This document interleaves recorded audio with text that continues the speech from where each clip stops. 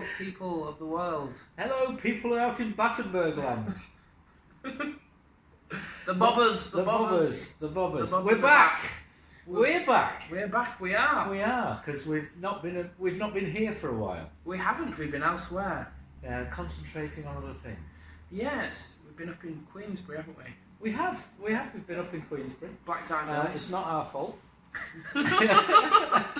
We haven't been extradited there, have we? No. And we're kind of enjoying it, aren't we? We are. And very soon we'll have more news on an offering that Sci-Fi and Mr. Sleek are basically putting together.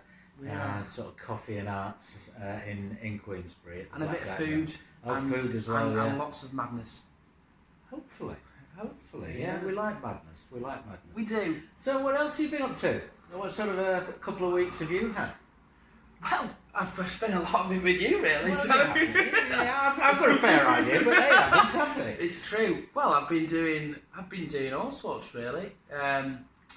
Mostly up at Queensbury. What else have I done? Where did we go? Went out at the weekend, I believe. I can't really remember. I'm not very good at thinking back. You live in the present, don't you? I try to live in the present and the future a little bit, but I'm not really asked about what I've already done. Well, fair enough. Just take it along with you. Yeah. Baggage. I'm feeling good though. I'm feeling I feel happy. You've been ace this week. I've struggled a little bit this week. Yeah, you've got your. I've had me pain. Yeah, I even went back and listened to the Pain Square that we did on BoB 1. Was it BoB 1? Yeah, it was, along with Entrenchment. Oh yes. If you want to know how I feel, go back to that one and listen from about 40 minutes in.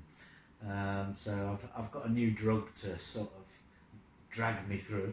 We'll hopefully be walking and running fairly quickly. Absolutely. Well, we went to see without complaining. I just remember we went to see you play cricket, didn't we? Or you were umpiring. I did a bit of umpiring, but no, that's not playing. No, that's not. No, you haven't seen me play yet. No, I haven't. You haven't seen me wield my weapon. No, I'd be wearing shades if I was given any warning. I think. Yeah. So I think what we could do to start off today is sort of reaffirm what we do and what Brothers of Battenberg does or BoB does. And we're only really looking to start a conversation, aren't we? Yes, basically a conversation between ourselves and a conversation between others as well, potentially. I mean, whenever we've had our shows, it's fascinating to listen to people in the sort of half-time interval where they carry on the conversations that we start, and that's really what we're trying to do. Yes, we like to think that people can as well as amuse ourselves. Oh yes, I think that's at the core of it, really. If we're going to really pretend to be, Father Teresa's. Father Terry's. I heard Thomas called me a YouTube podcaster, and I thought, no, we're not. We're just starting a conversation, and I think it's important for us to keep our feet on the ground and not become this sort of search for numbers or whatever. So yeah, that's because there aren't any. Why look?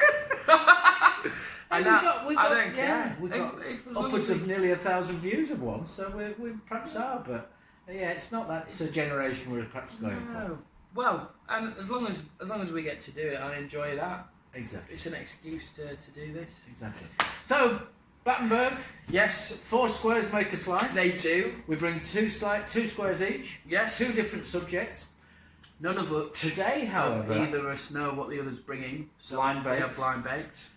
The thing about today, though, is we're going to continue our theme from BoB 17, which we're going to do a for and against argument. So we have actually prepared one of the squares. I'm fighting fit this time. I've been in training. Yeah. Are you really? Oh yeah. You have got that glint back. I do like that glint. I do. Yeah. That means you'll probably bring something like, I don't know, buggery or something. I get worried when you've got a glint.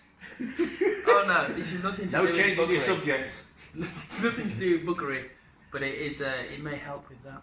So, Sci-Fi the poetry guy. Yeah. Would you like to go first with your first square? You know what? I will. Okay. I So usually what's do, your don't first you? square this week?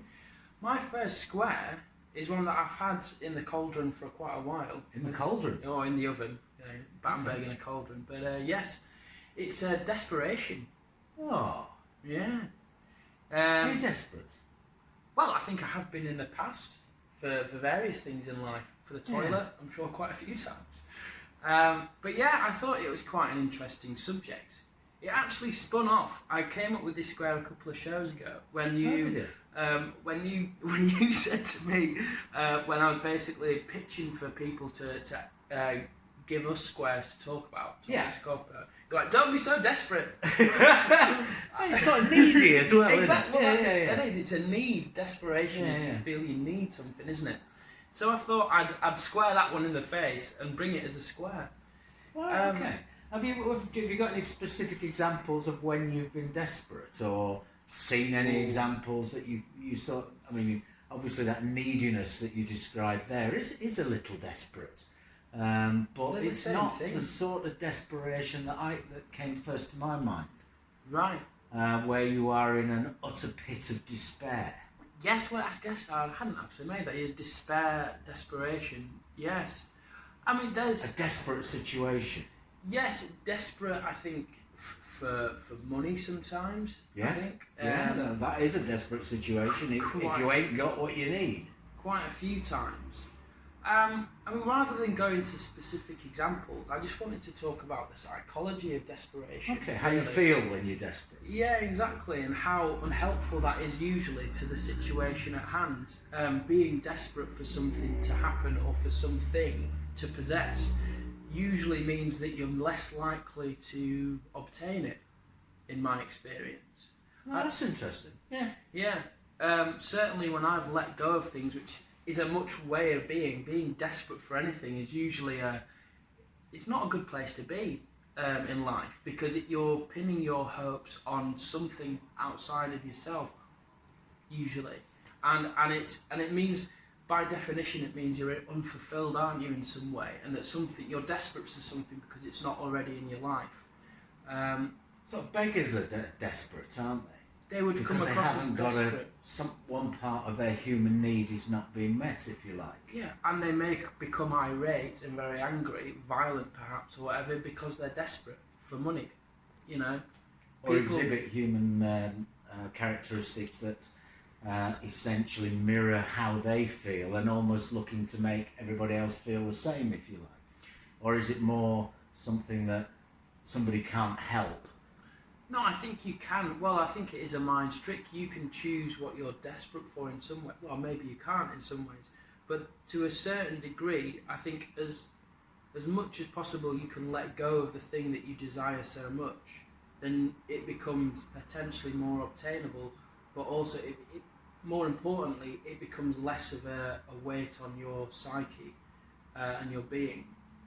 I mean, they say desperate people do desperate things, desperate measures. Absolutely. And that's not seen as a positive thing. I'd say my most recent example is... It's almost used as an excuse in those circumstances. Yes. Because somebody's desperate, they have exhibited this horrendous act or feeling or been abusive in some way. Yeah. I mean, to lighten it a little bit, when you're desperate for a wee, you know, may go in the bushes. I'm a man of a certain age. You won't go in a toilet, will you? You'll use the excuse, I was desperate. I'm sorry. Anybody who's prostatic out there, I'm with you. I'm with you. And this morning, it was almost as if I watched it raining. And that did it for you. And that did it for me. It becomes so much easier to urinate as you get older. I've got to tell you that. Yes. I know some people can't, or some people have issues, but with me, showers, filling your car up with petrol. There's a hose. Garden hoses. I've been spraying the plants at home to water them. I have to go for a wee every time. Desperate. Well, there are techniques you can use to strengthen that bit of that muscle. Is there? Yeah. Am I going to like these techniques? Well, I don't know. Knowing exactly where the prostate is. It takes a bit of time to strengthen it, apparently. Does it? But you cut off your wee. When you go to the loo, if you stop and then you hold and then you keep on peeing again, and that will strengthen the muscle that does that. So that may work. Oh, crikey. I'm going to try that. There we go. I shall try that. Yeah, But yeah, absolutely. I think There's Desperate Dan as well, isn't he? Desperate Dan, yes. Of the dandy. It was the dandy, I Yeah. think. Yeah. He always ate cow pies. Did you? That is desperate. I once ate a cow pie Did you? in one mouthful. I just crammed it all in Oh, right. in front of all my schoolmates. I thought that was a euphemism for cow pat. No, it was Cetra's in. Is it Cetra's? I think it is Cetra's. Cetra's the butchers in Gisborough, and they had a few sort of butchers around, and they essentially created this. Because Desperate Dan's pie was a crimped pie in a bowl, if you like. It was, and he basically just poured them down his face. So I did the same, and it was a meat and potato pie. Yeah. And have you told they this were story warm. already on I the might show? well have done. I think you have. I think, yeah. I may be becoming desperate. Desperate for stories. Desperate for information. Yeah, I mean, probably the latest one. I'll finish on this thing. I think in my life it's been me poetry that I've been desperate to do something with, and kind of trying to push myself into it full force, and become quite desperate to make it work, and thinking that I haven't got much time to do it, like I'm running out of time. But actually, Yeah, that air of desperation Yeah. as you think you're not going to make something like running for a train on it. or something exactly, like and it wasn't helping. But now I've taken the pressure off, and I've got other. I don't need the poetry to work at the moment, because I've got other cash flow coming in, and that's left me to be less desperate in the entrepreneurial sense. And for me, allowed things to happen much faster. Ironically, I'm getting somewhere I feel quicker with my poetry now, because I'm less desperate for it to happen. But things are moving quicker. So if we react in against our human natural urges, if you like, because if you want something to happen, you do become more anxious about it, if you like. So if you become less anxious, you're more likely to get it. I think so, yes. And I think people can read it as well. I remember in sales, the more desperate you seem to get the sale, I see, yeah. people will smell it a mile off, and they will not give you anything because they're like, what's his game? So I think people, if they see you as being desperate, they may think, why? Why? Why oh why? Anyway, Anyway, hopefully they think well, basically you're looking to make a living and you believe in the product or whatever. cheers, Mr. Sleep. Having said, yeah, Absolutely. absolutely. Buy more poetry. Buy more poetry. Written by me. Not poetry for a pound, but poetry for a pint, because that's Yeah. £3. It is about that, actually. It is. Poems for a pint, or, a bit more. Brilliant. Right. Okay, well I brought some paper, but it seems to be falling apart on me. So my first square this week Yes. is luck. Look. Are you lucky? I believe I am, yeah. You are. Yeah. Okay. Can I give you a definition of what I mean by luck? You can, Luck is the success or failure apparently brought by chance, rather than through one's own actions. Yes. So it's a chance to find or acquire. And luck can be good or bad. And luck defines the experience of notably positive, negative, or improbable events. So they wouldn't happen unless there was an element of luck. Sure. And I was brought to this because I watched last Sunday, or not all of it, because I was not very well. I was in quite a lot of pain. I was sort of had a bit of a sleep. But I watched the big bits of the England World Cup final winning on Sunday. And there's no doubt that if English cricket or English football or English sport could ever regard themselves as unlucky, then on Sunday we were lucky. Because we didn't just tie with New Zealand and then tie again in a super over. We won because the whole regulations had changed. Yes, I mean, We'd have lost in every other World Cup final since 1975. Okay. On the grounds a tied game would be on the number of wickets that had been lost by each team. And New Zealand lost 8, and we lost all of ours on the last ball. Okay. So New Zealand will be world champions. Yes, and there was that very big bit of luck in the last over of the England innings, wasn't there? When we needed some 15 off the over, and Stokes hit it. He was running it, hit his bat and went for 4.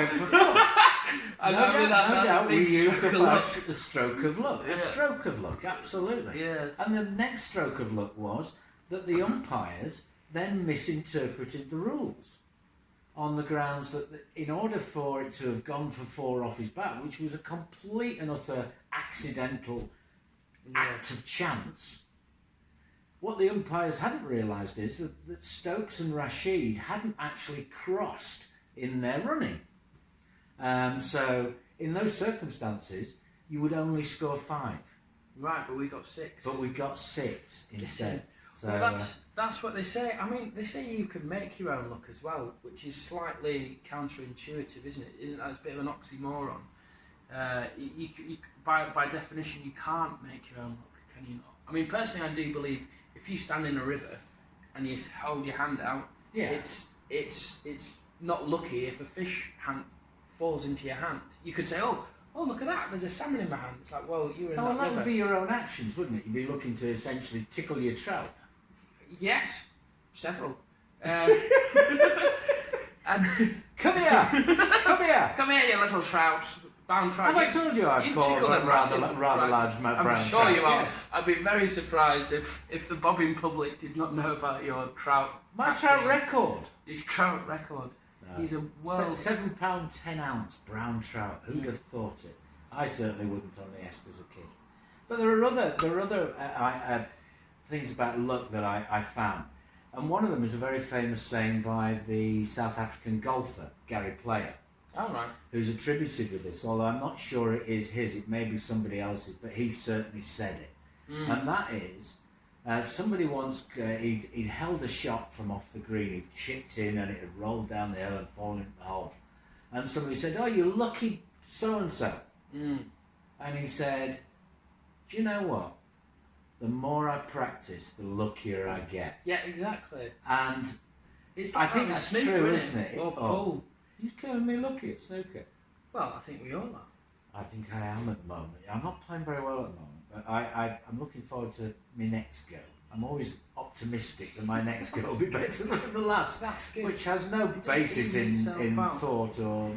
Yeah. I mean, I think, you do earn your own luck. Like, I think there's a lot of potential chance meetings in my life that you could say were lucky. But I guess this being in the right place at the right time. Like I mentioned to you the other day, I'd watched this address by Marco Pierre White to Oxford University, and he said he put down every significant point in his career, he put it down to luck. And if if you look at it, it wasn't luck, because his luck, he said, like, for example, when he went to first work at the Box Tree, which was like the best restaurant in the country at the time. And he said he rung up the restaurant and asked if they had any vacancies, and it was that day that a chef had given his notice. So you're like, wow, that is lucky. But it took him a month, like 2 or 3 months, to pluck up the courage to pick up that phone, put himself in that river, and say to the Box Tree, by the way, I exist, and I could have that. I'd like to be in the aura of getting a job at the Box Tree. Yeah. I mean, if the Box Tree had rung him up as a kitchen porter in Harrogate and said, by the way, is Marco Pierre White there? Marco White, yeah, we'd love to give him a job. That would be ridiculous. So you make your own luck. But in that way, you make your own luck. You make your own luck. Yeah. So many people have so many different things about luck, don't they? And lucky charms. Yeah. And do you have a lucky charm? Yes, there's one sitting by you, actually. I thought you were going to say me then. No. There's a guy called Fatty Red behind that curtain who I bought in Bulgaria. He's like a little native wooden carving with feathers coming out his head. Quite a bizarre haircut. And I see him as a night watchman for me. I had him in my bedroom up in at my mum's house growing up. Yeah. And I've brought him every room that I've called my bedroom. I've had him there to watch over me, and I've not been burgled since, or yet rather. Oh, okay. So I consider that. So a bit Fatty of a Red lucky is a lucky chap. Yeah. I mean, a lot of people see the favour of something They see luck as a favour, if you like. Mm. And if you're looking for a favour from God, or your deity, or your belief system, or whatever, then many people wear symbols or charms. I mean, the Christian faith, for example, would wear a silver cross or a Saint Christopher. Yeah. And that would be a lucky charm to gain the favour of your life and your faith, if you like. Yes. Also, superstitions. Yeah. They're about good luck and bad luck as well, aren't they? They are. So yes. people have superstitions People... and do things in order to bring luck or favour towards them. Yes, people do have superstitions like that. I'm thinking of The Simpsons, where Lisa told her dad there was something that Homer was being illogical about, and it was about these correlational studies that actually make no sense whatsoever. It's just coincidence. And he said, and she was like, "Well, Dad, I've got this rock, and it wards away tigers." And he was like, "Don't be ridiculous." And she was like, "Well, do you see any tigers around here?" And he was like, "How much do you want for that rock, Lisa?"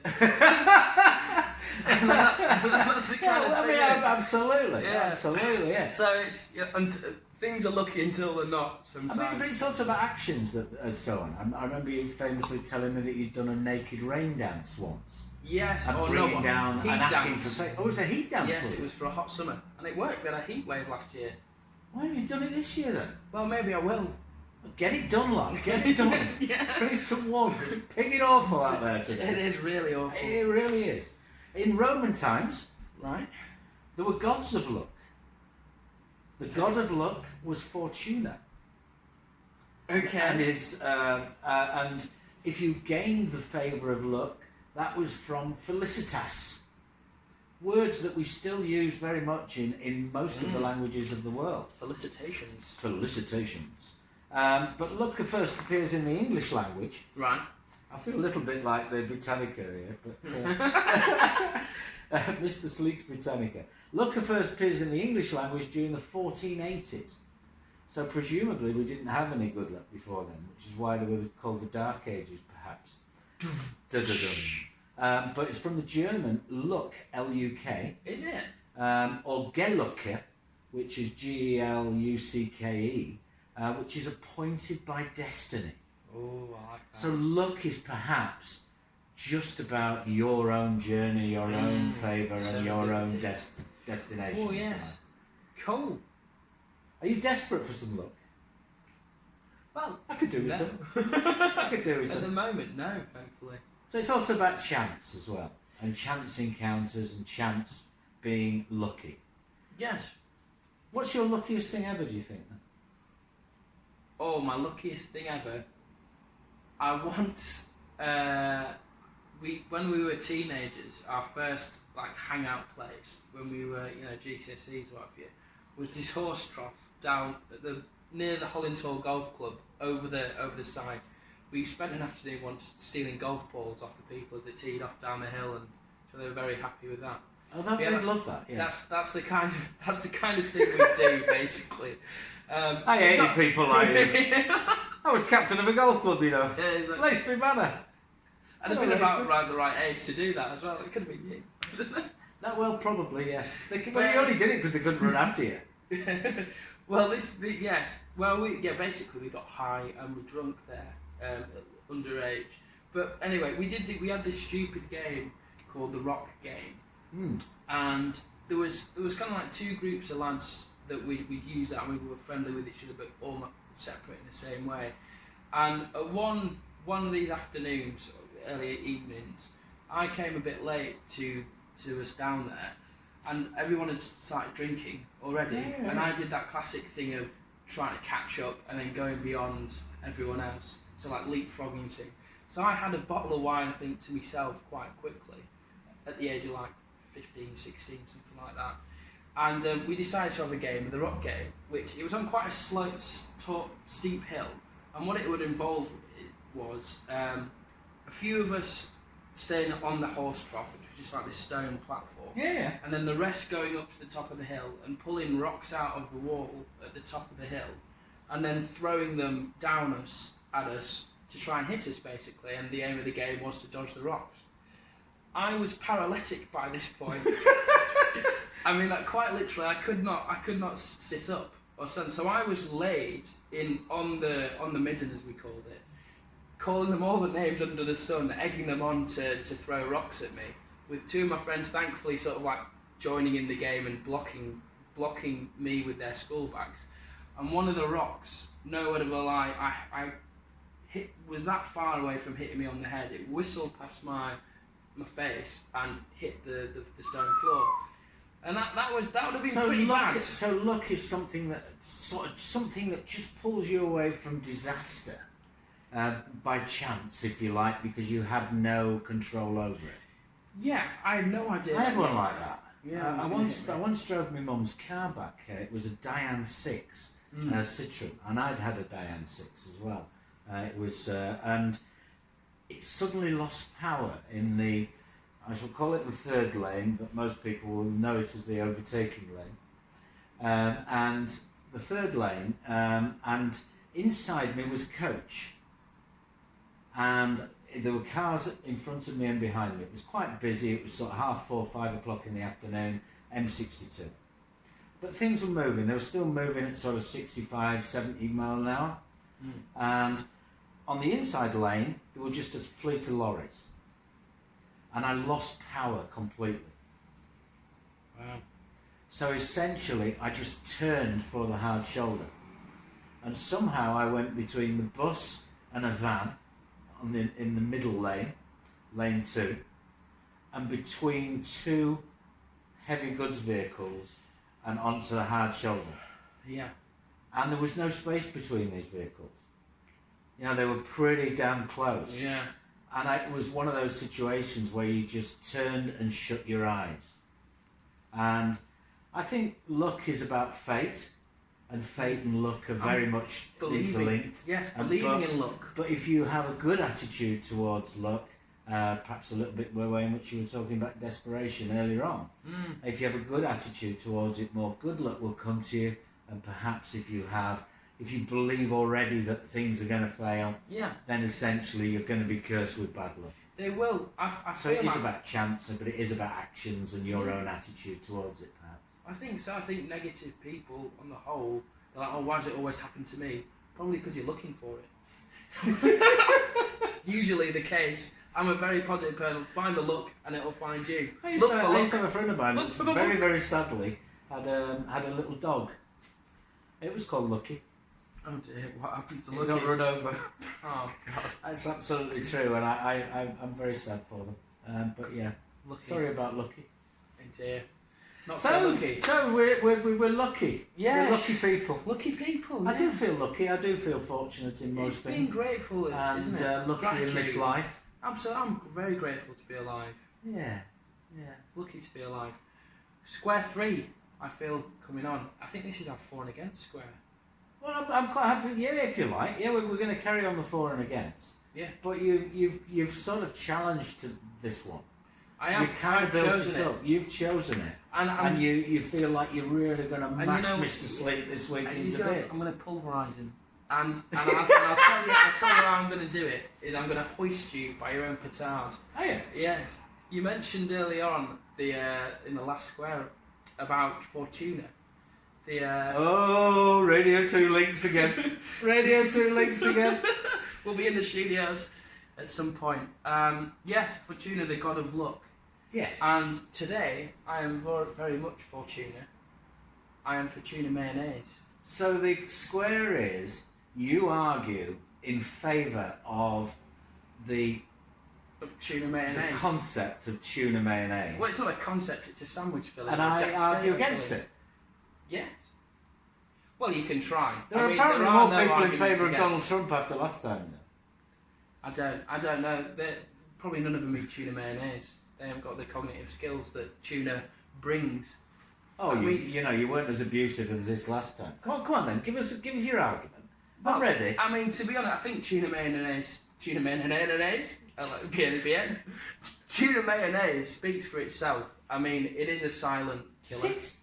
It's a what? Silent? Silent killer in terms of obliterating the competition. There are no other sandwich fillings or pasta sauces, salad toppings. You can even put it on a jacket potato and it will do its thing.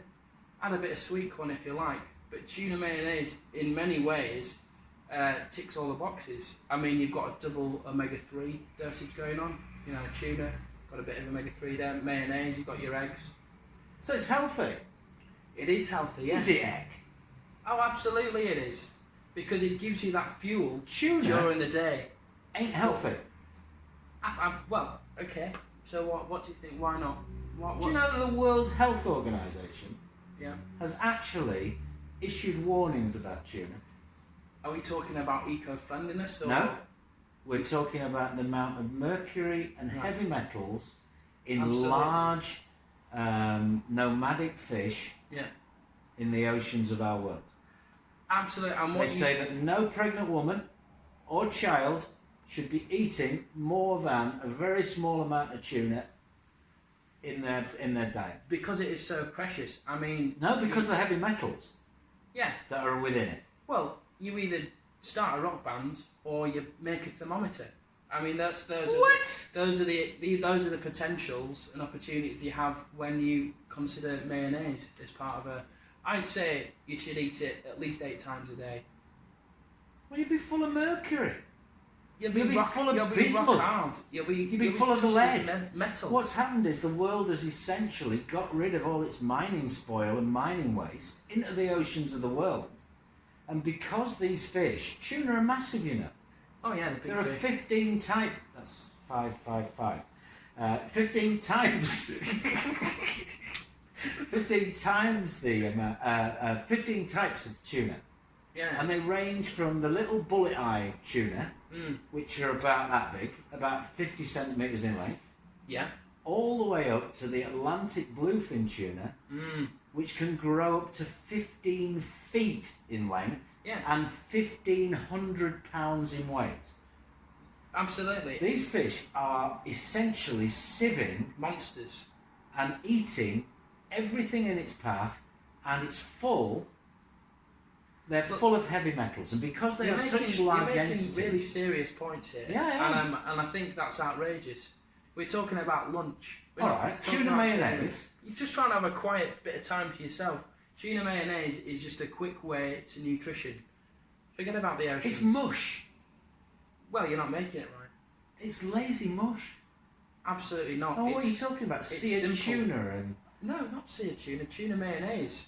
The rest of the tuna can go to hell. It's tuna mayonnaise I'm talking about, and you can mix your quantities all you like. You know, you could do 20% tuna and 80% mayonnaise if you really want to cut back on the metals. Personally, I think we should breed tuna a lot more, and breed them. Yeah, I think roast tuna mayonnaise instead of a chicken on Sunday. No, 60% of all fish that are caught from the tuna family are deemed by Greenpeace. Yeah. They're on their sustainable red list. 60% of all tuna caught and eaten in your tuna mayonnaise is overfished and non-sustainable. Right. These are wondrous fish. They're wondrous. They're massive. They're extraordinary. They shoal. They're voracious. They're top of the food chain. And they're dying out. There are 3 of those 15 varieties now that are now on the endangered species list, including the one that you have every day in your tuna mayonnaise, which is the Atlantic bluefin 8 tuna. times a day, yeah. No, I think you're making some very good points. Oh, thank you. You know what? I've got some more, you know. Leave it if there. I need them. You know, I've actually heard that there's now vegan tuna. Well, I'm all for that. Yeah. So you could have vegan tuna So mayonnaise. how could you have vegan tuna? What is vegan tuna? I don't know. Apparently, you can get it online. Very few supermarkets stock it. Online? Yeah, it's online. Vegan tuna. Yeah. Needs rebranded. But Tuna veg. Look, I appreciate what you're saying about sustainability, but as you're not going to as give up on me again. as a taste sensation, James, for example, Oh, it's all right, DJ yeah. Jangles makes a beautiful tuna mayonnaise, Does pasta it? tuna mayonnaise, and it is so simple. I actually do like tuna mayonnaise as a taste, and I He like told it. me he likes it because it's salty, and he likes salty things. But that's because he puts quite a lot of salt in it. I'd heard that about him.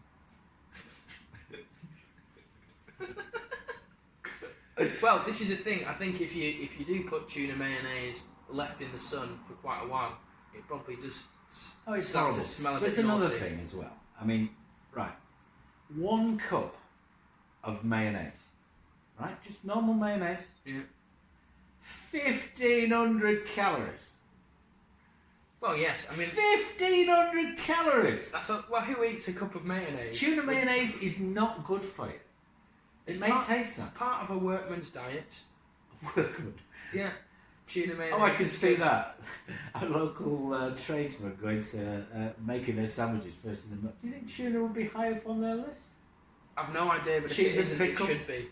Bacon, all those Bacon. types of things. They're way ahead of tuna and mayonnaise, aren't they? Well, that's I beside quite the like point, it with a bit really. of spring onion. I think it should be there. You think it should be there? Absolutely, yeah. So if there were, I would go along with you on this. If tuna was sustainable, if they weren't so damaging to your health, because they are, and so many other things now are because of the way in which we're treating our ecology and we're dumping everything into the sea. If so many people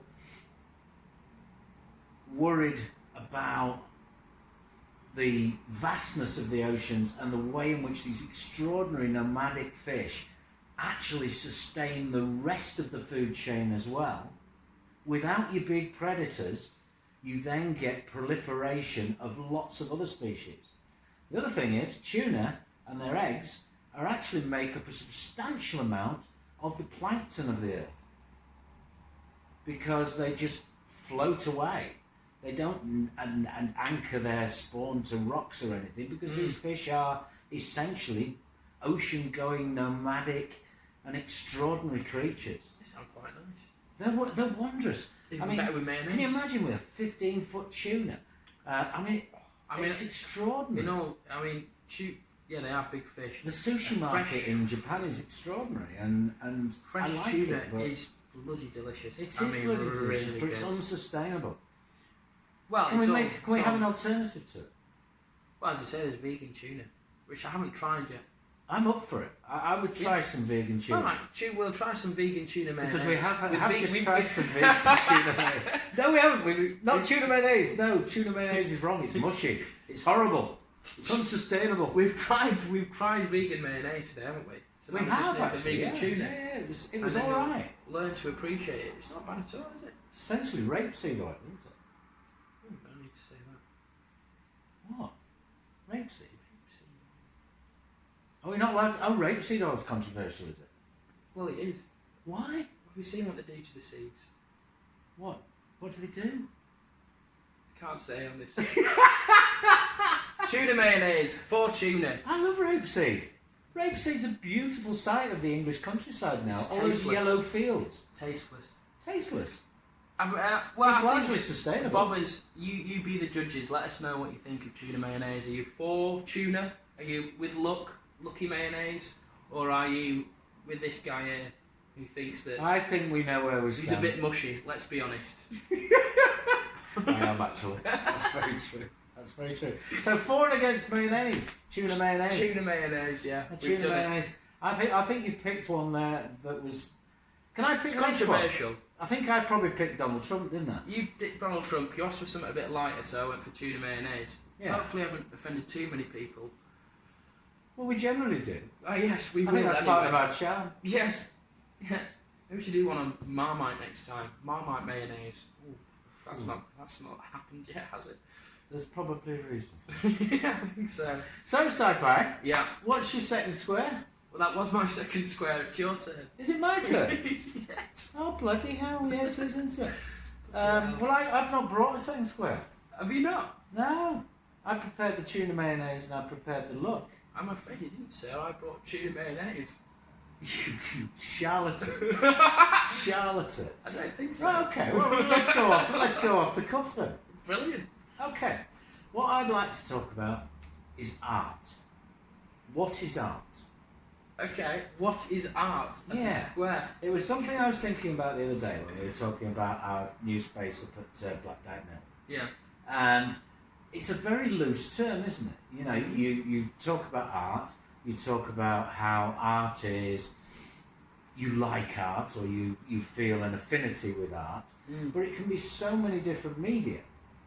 It can be pictures, it can be sculpture, it can be whatever you want it to be. Yeah. It's essentially that taking back of art to the very beginning and being that human mark.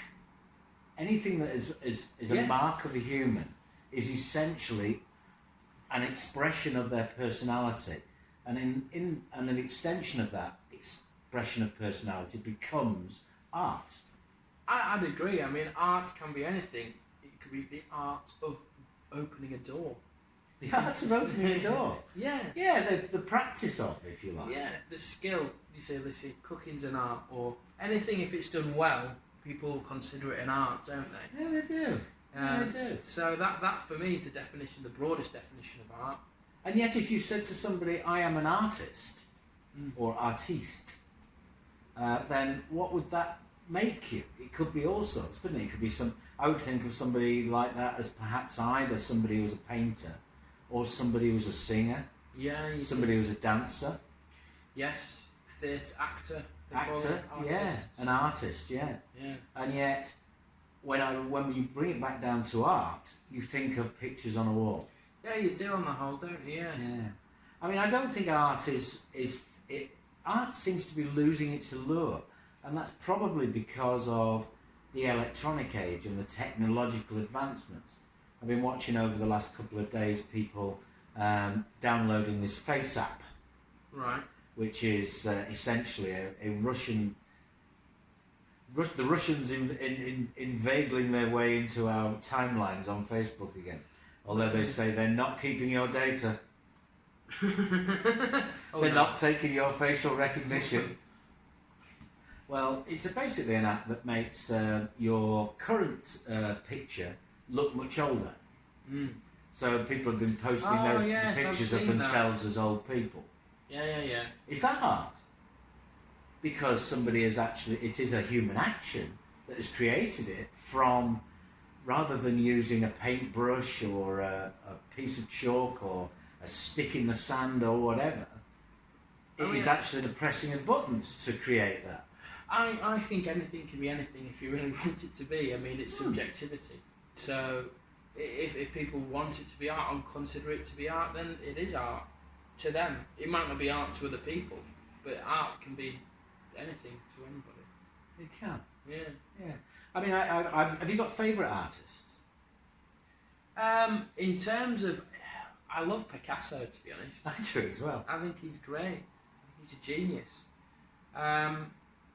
Beyond that, we must go to Rotterdam. Okay. Rotterdam or anywhere? No, we go to Rotterdam. Yeah. Went to Rotterdam a few years back on the ferry from Hull, and the galleries there are just utterly stunning. And the major gallery in Rotterdam, you're walking through this main portico, which is quite 1970s, and then you walk into this series of side rooms, and you walk into one, and it says the Salvador Dali room. Oh yeah. And there's Salvador Dali's as far as you can see. You then walk through into the Rubens room, and the Rembrandt room, and the Picasso room, and it's just utterly wondrous to see these great masterpieces of art, and to be able to study them in great detail. And I'd love to do that again, and also to obviously see the collections in this country as well. Sure. Because art is inspiring. It's inspirational. It is, and it's. I mean, I'm not particularly up on my art. Alex or Sasha, I'm always forgetting his surname. Sasha, I mentioned before. Newley. Sasha Newley, thank you. He's someone that I've met recently and saw taught with him, but saw his artwork and was blown away by it. For a contemporary artist, he's probably one of my favourites. Spontaneous artist, and does a lot of self-portraiture. Did this wonderful one about he did his own Madonna and Child, and it was this child, suckling on his mother as she vacantly really stared into the distance, the middle distance, kind of fixated potentially on herself or something else, certainly not the child. And the baby is reaching up to his mother for attention. And apparently he didn't see it himself what he was doing, but he'd represented, probably unsurprisingly, the relationship he had with his own mother, which was, I forget her name as well. I want to say Barbara Streisand, but it's not. It's Is it? I mean, Anthony Newley wasn't he married to Elizabeth Taylor? No, it was a famous actress. She was British. She was in Dallas, I think, or something. They were a power couple. Oh, Joan Collins. Joan Collins. That was his mother. Dame Joan. Yes. Dame Joan. So Joan Collins. That was his relationship. One of our own. They were both these both thespians, you know. You waiting for the next gig, all the time, waiting for the phone, and unbelievably career driven. So he you know, was quite honest about the fact that he very much felt ignored as a child. Yeah. And well, Anthony Newley was otherwise engaged on the grounds he was famous for being not just an actor but a singer. Yeah. And he had famous bushy eyebrows. And the biggest hit he had ever was Pop Goes the Weasel. Really? Yeah. What the kids? So we've gone from art to Sasha Newley to Pop Goes the Weasel. Start a conversation. Perhaps we don't need to prepare scripts. Do you think we should do that next show? I mean, I've been very, very lucky in terms of artists. My mother had a gallery and I actually purchased some works which I still have, which I still enjoy sort of 30 years on. And I was then lucky enough to curate a series of exhibitions at Bradford Chamber with about 8 or 9 artists, all of whom I really enjoyed the way in which an artist looked. I remember doing some work with Kmar Marie on an exhibition that we had actually at Glide House, and doing a video and so on. And the way in which artists see the world is enriching. It is. If you can see things through an artist's eyes, you definitely gain more from whatever you are looking at, whether it be the room that we're in now, out of the window. Everything that's within your surroundings becomes more defined. Yeah. It has greater depth. It has greater nuances. It has more power to enhance you as an individual. And I think that's what art probably does. It enhances you and feeds your creative side. I think it can all make you think about something. Good art's relatable in all its forms, isn't it? That's real. People are looking for a connection with that piece and understanding of what's going on in their life, reflected in what's going on in a painting or a sculpture. Yeah. And I kind of think artists in a way, in some ways, historians, or that they're people that, if they are their job is to be an artist, they probably should, and I hope do, take a lot of time out in life to observe and reflect. And be a history. If you go to an art gallery, really what you're seeing is a recording of society in some way or another. Yes, it has to be relatable, doesn't it? Yeah, and reflective of something. So and taking that time out to see an exhibition is like you're getting a chance to reflect on potentially what's going on. It's a time to be switched off rather than on. Yeah. I mean, I really like abstract art. And a lot of people don't, because it isn't photorealistic, if you like. I see a lot in the galleries now where people have been extraordinarily clever in their realism and their skill in reproducing what is already there. And I don't get that, because that's about copying almost. That's not about the expression of technique, isn't it? Of who the artist is and what that artist sees at that moment. Because it is that flash of inspiration, that emotion that goes into a piece of art that then brings it to life in others. And I think we don't celebrate art enough. We don't celebrate artists enough. nor do we give them enough space or value in our lives. We value the old masters as priceless and timeless, and yet we don't support the arts as well as we should do in our time, No, or value not. them enough in our time. It's like with Premier League footballing, isn't it? I mean, the astronomical prices that some paintings go for at auctions is for the super elite and the super elite Well, only. it's sad that probably most of those super elite are buying them as investments and stick them in package crates rather than sticking them up on a wall for people to see. Because, and that's sad, isn't it? That is sad. I mean, a piece of art disappears, it disappears from public view and it's a private viewing. And I think great art should be enjoyed by us masses and should be owned in that way as well. Absolutely. Nice one. Good stuff. So art. Art is our last Art's swear. for art's sake. Yes. And yes, perhaps we should just ad lib from now on. Yes, become more spontaneous. Become more spontaneous with it. Well, Bobbers, we hope you've enjoyed that one. Yes. Bob 18 in the can. It is. And Till the next time. Side pile approach again. Thank you very much indeed. A pleasure, as always. Are you going to switch that one off and I'll switch this one off? I'll do the sound. This vegan milk is shit, I had to say that.